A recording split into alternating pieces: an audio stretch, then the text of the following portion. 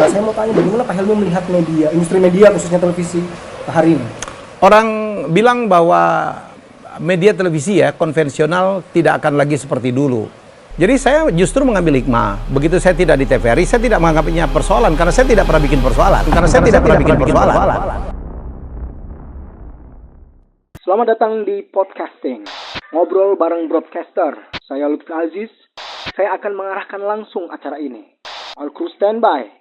3, 2, 1. Hari ini adalah hari yang bersejarah buat saya karena saya diberi kesempatan langsung untuk berdialog dan ngobrol-ngobrol bersama orang yang saya anggap sebagai guru, juga orang yang saya anggap sebagai orang yang menginspirasi saya dalam membuat dan mengembangkan program-program televisi. The one and only Bapak Helmi. Hai teman-teman. Belagu loh sih. Sejak kapan lo jadi host ya? Makanya perasaan gue gak ngajarin begitu tuh. Tapi di saya belajar dari Bapak. Iya. Apa kabar Pak? Baik, alhamdulillah. Sebelumnya saya mau ngucapin selamat dulu ke Pak Helmi karena saya mengikuti Helmi Yahya bicara selama 6 minggu tadi Bapak cerita ya. 6 mingguan. Sudah hampir 118.000 followers. Ya. Mudah-mudahan itu bisa menginspirasi kita juga Pak. Saya jangan nyangka kok. Alhamdulillah. Jadi sebenarnya ide dan yang ngusul untuk bikin YouTube channel sendiri itu udah lama banget tuh, termasuk dari istri saya. Waktu saya traveling suka ngevlog, walaupun waktu itu saya cuma masukin di Instagram gitu. Tapi nggak pernah terniat aja gitu. Apalagi saya sibuk kemarin 2 tahun di TVRI, kerjanya itu kan 24/7 gitu. Ya hampir nggak punya waktu lah. Dan saya serius betul ya. Dan begitu saya tidak lagi di TVRI dan kemudian ada corona, waktu itu saya habis bikin satu seminar namanya CEO Mastermind yang mengundang 100 orang CEO dengan penghasilan di atas 5 miliar, sukses besar. Saya dengan Mardiku, saya dengan ada tamunya Gita Wirjawan dan Sandiaga Uno, dan ada tim produksi waktu itu. Udahlah Pak, kita yang bikinin gitu. Ya udah kalau lu mau bikinin. Ya jadi sejak itu kita mulai mencoba fine tuning ya, baik di produksi, kualitas produksi, kadang-kadang audionya nggak bagus, kadang-kadang lightingnya nggak bagus, tetapi teman-teman itu percaya, Pak Helmi punya konten yang orang lain nggak punya. Ya jadi alhamdulillah, jadi mereka menemukan mungkin daya tarik saya atau kekuatan saya lah ya dalam storytelling, kemudian knowledge gitu. Jadi itu konten-konten kita. Jadi lebih banyak monolog ya, dan wawancara orang-orang yang saya pikir bisa mengangkat program saya. Ya, ada satu hal yang menarik sih Pak, kalau untuk saya, mungkin juga buat teman-teman yang lain. Terlepas setelah beberapa masalah dari TVRI, terus kemudian Pak Helmi bangkit, tetap menjaga eksistensi sebagai seorang motivator, terus kemudian entrepreneur, terus kemudian kreator. Apa yang mendorong Pak Helmi pada saat itu untuk terus eksis di bidang kreator? Mungkin untuk teman-teman kreator yang lain, terutama mungkin juga artis-artis yang sekarang mungkin juga mereka bingung karena kondisi hari ini, terus kemudian mereka tidak ada kegiatan yang lain. Tapi sisi dari apa yang Pak Helmi lakukan menginspirasi banyak orang bahwa eksistensi dan konsistensi menjadi penting di jalur yang kita tekuni. Maksudnya tips apa yang bisa di-sharing dari pengalaman. Jadi gini, kreativitas itu kan tanpa batas ya, nggak bisa dipampet-pampet gitu. Jadi saya justru mengambil hikmah. Begitu saya tidak di TVRI, saya tidak menganggapnya persoalan karena saya tidak pernah bikin persoalan. Di TVRI saya membuat sebuah prestasi gitu. Masalahnya Dewan Pengawasnya punya pemikiran lain, who knows gitu. Saya juga tidak terlalu itu. Ya udah, bagi saya menjadi dirut TVRI pun bagi saya sebuah country call, sebuah panggilan. Ya, saya dikasih waktu 5 tahun, diberi amanah 5 tahun, 2 tahun saya ditarik lagi, juga nggak ada masalah. Apalagi saya pikir saya sudah meletakkan legacy saya di TVRI, ya, bahwa saya bisa membuat TVRI yang dulu nomor 15, ya sekarang kembali ditonton orang. Di zaman saya pernah nomor 8, nomor 9, nomor 10, nomor 11, 12, nggak pernah lagi di bottom gitu. Dengan kondisi karyawan yang senior, peralatan yang tidak bagus, kemudian anggaran yang kecil, toh bisa tuh. Bagi saya, itu adalah suatu kepuasan besar, satu prestasi, satu catatan hidup saya yang sangat luar biasa. Begitu saya tidak lagi diberikan kepercayaan itu, ya saya pikir Tuhan pasti punya rencana yang lebih baik untuk saya. Dan saya selalu begitu tuh. Saya 3 kali kalah pilkada nggak ada masalah tuh. Ya, dan saya gagal berhasil itu biasa dalam hidup saya. Itu yang membuat saya makin mateng, ya makin mantap gitu ya. Dan Tuhan memang maha baik, Allah memang maha baik. Begitu saya tidak lagi menjabat di Rut TVRI, tawaran ya, kemudian kesempatan, peluang, wah nggak terduga gitu. Oh makin besar.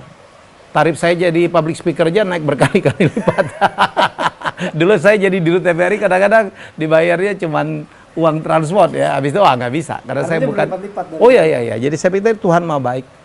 Saya banyak tawaran jadi advisor, jadi konsultan sekarang. Ada tawaran komisaris, ada tawaran untuk menjadi CEO ya, memimpin beberapa perusahaan termasuk media televisi yang ya lagi dipertimbangkan, apalagi sekarang lagi corona, yang nawarin juga lagi tiarap ya. Jadi, tapi saya tidak pernah berhenti. Saya mempersiapkan materi-materi untuk seminar saya. Kalau corona selesai, saya akan take off. Demand-nya udah kelihatan betul. Saya banyak diminta sharing di webinar, ya kan. Saya termasuk ya sekarang bikin YouTube channel yang alhamdulillah lah. Saya juga nggak duga, gitu ya. Satu wawancara saya dengan Bosman Sontoloyo itu, barangkali 1 minggu 2 minggu lagi akan sudah 1 juta viewers. Ya, jadi menurut saya wawancara saya dengan Dr. Tirta 500.000 ya, yang saya monolog gitu. Saya ngomong tentang Didi Kempot itu udah 200.000-an. Kemudian saya bicara tentang bagaimana pertemuan saya dengan Glenn, monolog itu udah bisa hampir 300.000. Saya pikir, dan orang sekarang lagi senang betul saya ngomong trivia. Saya kan raja kuis. Jadi saya ngomong, Anda tahu nggak gitu? Anda tahu nggak? Ini tuh begini loh. Yang Anda pikir benar itu ternyata enggak loh. Jadi itu yang sekarang lagi banyak diminta. Jadi saya pikir itulah namanya kreativitas. Kreativitas kan berpikir out of the box. Ya tidak melakukan apa yang udah dilakukan orang lain. Jadi saya tahu betul dalam bersaing, saya tidak mau bersaing dengan YouTuber lain nih. Saya tidak bersaing dengan Atta Halilintar, jauh lah. Dengan Raffi, dengan Ria Ricis. Ya, jadi saya tidak boleh menjadi orang lain. Kekuatan saya di situ, di database, di knowledge base, ya kemudian di motivasi, di inspirasi, di storytelling cerita hidup saya yang demikian wah up and down gitu. Jadi menurut saya itu yang saya explore. Artinya Helmi Hai Bicara ini termasuk menjadi bagian dari adaptasi. Artinya sebelumnya Pak Helmi raja kuis, raja reality show di televisi. Semua ada di sini sekarang. Terus kemudian akhirnya YouTube. Apakah itu menjadi bentuk adaptasi baru? Ya, jadi pelarian baru lah ya kan. Saya lagi ditawarin untuk membawakan satu acara TV sekarang. Ya, sedang sangat saya pertimbangkan sebuah talk show. Ya sedang saya pertimbangkan. Tapi di YouTube itu saya mendapatkan kebebasan gitu. Saya bisa syuting kapanpun, saya bisa ngomong apapun gitu. Saya bisa ngomong sendiri, ya bisa menginterview orang, bisa diinterview orang. Jadi saya menemukan kebebasan yang sangat luar biasa gitu. Nggak terlalu repot-repot lah. Kadang-kadang editingnya punya saya kan sederhana banget. Ya, saya lagi mencari editor juga yang full time sehingga bisa dapat editing yang bagus gitu. Jadi sekarang cuma ditaruh digelontorin gitu aja, ada yang nonton ya sudahlah, apa boleh buat. Artinya pertanyaan saya begini Pak, menarik juga akhirnya Pak Helmi terjun ke dunia YouTube, sedangkan Pak Helmi besar dari industri media. Kemudian bagaimana Pak Helmi melihat media hari ini, sementara platform-platform begitu banyak. Media. Dan saya mau tanya, bagaimana Pak Helmi melihat media, industri media khususnya televisi hari ini? Orang bilang bahwa media televisi ya konvensional tidak akan lagi seperti dulu. Kita tahu bahwa ya para milenial tidak lagi menonton TV ya, menonton TV konvensional. Mereka ada new platform ya, yaitu pakai gadget nontonnya atau mereka pakai second screen ya. Dan bagaimana memanfaatkan screen televisi itu untuk digital transaction, internet of things segala macam. Jadi saya waktu mimpin TVRI pun memang kelihatan ya, kue iklan mulai shifting gitu ya ke media-media yang digital. Jadi memang dilihat itu, tapi bagi saya untuk Indonesia bahwa TV konvensional itu tidak akan pernah ditinggalkan. Tidak akan pernah ditinggalkan. Iya, ada platform baru, tapi kan kita tahu masyarakat kita 270 juta, belum semuanya terjangkau internet, belum semuanya juga mampu untuk membeli pulsa. Kita lihat begitu corona dan Kemendikbud membuat distance learning gitu, belajar dari rumah yang dipakai adalah televisi. Ya paling betul. yang dipakai oleh TVRI. Kan TVRI kan menjangkau 200 juta penonton Indonesia sampai ke pelosok-pelosok, sampai ke perbatasan, yang dimana TV swasta tidak concern ke sana gitu. Ya, jadi saya waktu di TVRI itu nyaman banget lah. Karena target kita tuh agar membuat acara yang berkualitas, membuat orang kembali menonton tanpa harus terlalu mikirin rating, tanpa harus terlalu mikirin kue iklan dan sebagainya.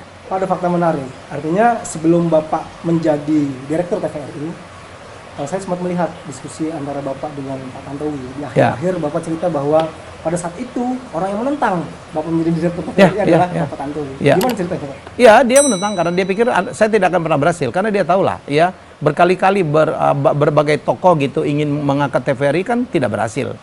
Ya, saya waktu itu menentang beliau. Ya udah deh, bismillah. Karena saya pikir hampir 30 tahun saya dibesarkan di dunia televisi, saya mendapatkan segala macam pencapaian hidup ini, ya termasuk dalam bidang ekonomi, popularitas, pengaruh, itu karena dari dunia televisi. Waktunya untuk saya to give it back. Ya, saya mengabdi dan saya tahu alma mater saya belajar televisi itu adalah di TVRI karena saya 10 tahun di TVRI. Saya sudah bismillah. Dan saya udah niatkan betul di sana saya tidak mencari uang. Ya, saya digaji kecil sekali, bahkan kalah dengan honor sekali saya MC. Tapi saya betul-betul tidak mencari itu. Umur saya waktu itu 55 tahun. Ya, pada saat saya diangkat jadi dirut TVRI, bismillah saya mencari legacy, saya beramal, saya memenuhi kewajiban saya dari SD, SMP, SMA, kuliah dan S2 saya dibayarin oleh negara, time to give it back. Ya, jadi menurut saya itu aja dan ternyata bisa, alhamdulillah, alhamdulillah. Tapi apa yang membuat Pak Helmi akhirnya pada saat itu ketika ditunjuk untuk menjadi dirut TVRI, Pak Helmi mengiyakan padahal banyak TV komersil yang ya itu tadi. Karena saya disadarkan seorang Pak Mas Helmi, Anda kan udah dapat semuanya dari dunia televisi. Waktunya lah untuk memberikan kembali. Ya bagaimanapun saya kan NKRI banget. Saya pikir saya udah mencapai semuanya ya. Ya hidup alhamdulillah lah ya. Ada. Karong Betawi mah air-air mah ada kalau hidup kita. Ya saya udah mencapai semuanya lah, popularitas, prestasi, 24 Panasonic Award, 30 rekor muri, 1 rekor dunia gitu. Mau apa lagi hidup sih? Ya mau apa lagi. Jadi saya pikir ya udahlah, waktunya saya mengabdi ya dan memberikan kebanggaan ya. Saya senang banget. Begitu saya masuk, saya berhasil memberikan kebanggaan kepada 4.000 lebih karyawan TVRI yang dulu sangat ditutup-tutupin gitu. Tidak bangga menjadi karyawan TVRI karena dihina. Ya tidak ditonton, dilecehkan orang. Begitu saya pegang, kita ganti logonya, kita melakukan rebranding, kita programnya kita ubah gitu, sesuai dengan yang kita dapatkan waktu kita belajar di luar gitu, waktu saya memimpin Triwarsana di luar. Ya kita ajarin, begini loh cara bikin judul, begini loh cara mengeksekusi sebuah program, begini loh cara membuat sebuah kreatif. Saya tularkan semua. Ternyata masih banyak loh karyawan TVRI itu anak-anak muda yang bisa belajar dengan cepat. Dan saya pimpin langsung, kita turun langsung bersama Pak Abni. Ya dan ya karena kita turun langsung, ya mimpin rapat langsung sampai pagi hari ya. Bikin rundown dulu. Dulu teman-teman TVRI bikin rundownnya nggak bisa. What? Iya, bikin rundownnya nggak bisa. PowerPoint aja nggak semuanya bisa. Iya. Mereka rundown itu cuma apa ya? Nggak kayak kita lah bikinnya. Kalau kita kan pakai menit, pakai detail gitu. Wah, itu mah bikin proposal aja, nggak semuanya bikin PowerPoint. Pak, buat kami, kerja media, pada saat itu begitu Pak Helmi diminta mundur oleh Dewan TVRI, kita sempat membincangkan bahwa TVRI transformasinya luar biasa sekali, segala macam gitu. Karena kita ada komunitas media. Terus kemudian pertanyaan kita, boleh nggak Pak Helmi cerita, kenapa akhirnya direksi Dewan Pengawas TVRI ketika berhasil, Pak Helmi sudah membranding dan lain-lain, kita anggap berhasil karena pada faktanya kita diskusi begini Pak, dulu TVRI kita masuk aja gitu. Terus kemudian sekarang reformasi dari Pak Helmi 2 tahun kemudian kita masuk ada suku parking. Semua orang menanyakan sebenarnya masalahnya apa gitu? Ya nggak tahu saya nggak bermasalah. Saya nggak bermasalah dengan mereka, saya tidak bermasalah dengan TVRI, saya tidak bermasalah dengan publik. Gitu, mereka yang bermasalah dengan saya barangkali. Ya tanyain mereka aja lah. Gitu. Saya udah ini kalau saya juga nggak pernah itu. Petun pun saya lakukan di hari ke-90 hari terakhir. Itu pun karena dorongan beberapa orang. Mas Helmi, lakukan.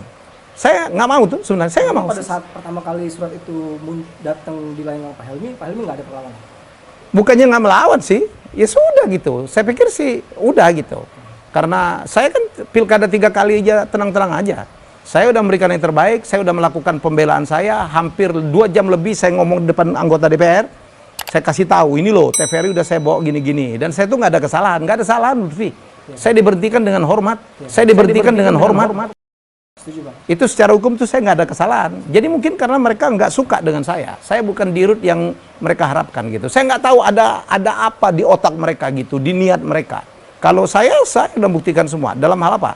Rating naik, peringkat naik. Dari nomor 15 ke nomor 10, nomor 9, nomor 8. Kita membicarakan itu. Hasil penerimaan iklan naik. Kemudian dari 3 kali disclaimer, laporan keuangannya menjadi WTP. Bahkan rating share mengalahkan komersial. Iya. Kan yang nggak komersial kan cuma kita. Iya. Ya, what else gitu. Karyawan menjadi bangga. Penonton menjadi kembali menonton. What else? Ya sudah gitu. Jadi padahal yang saya lakukan tuh menjalankan visi misi yang dijalankan oleh Dewas itu. Jadi sudahlah. Jadi saya pikir ngapain juga saya ngotot-ngotot. Ya, kesel. Ya, saya seperti dipisahkan dari bayi yang dulu baru merangkak gitu dan kemudian sekarang udah bisa diajak berlari nih. Ya, yang dulu tiarap terus diajak berlari, saya diambil. Ya sudah gitu. Saya orang Jawa bilang rapatean lah. Ya, jadi saya kembali ke habitat saya. Jadi saya kembali manggung ya. Kembali berkreasi, kembali full speed gitu. Dan rezeki saya malah jauh lebih besar daripada saat saya jadi dirut. Karena saya sekarang full speed. Jadi saya menjalankan keartisan saya menjalankan. Saya kan sekarang kalau ditanya Mas Helmi sebagai apa sekarang? Presenter? No, Amin ada presenter. Saya adalah business coach dan communication coach. Jadi pekerjaan saya banyak membantu orang, ya membantu Republik ini, yaitu membantu orang-orang yang membutuhkan knowledge saya, pengetahuan saya. Wah, saya happy banget. Dan nggak ada dewan pengawasnya.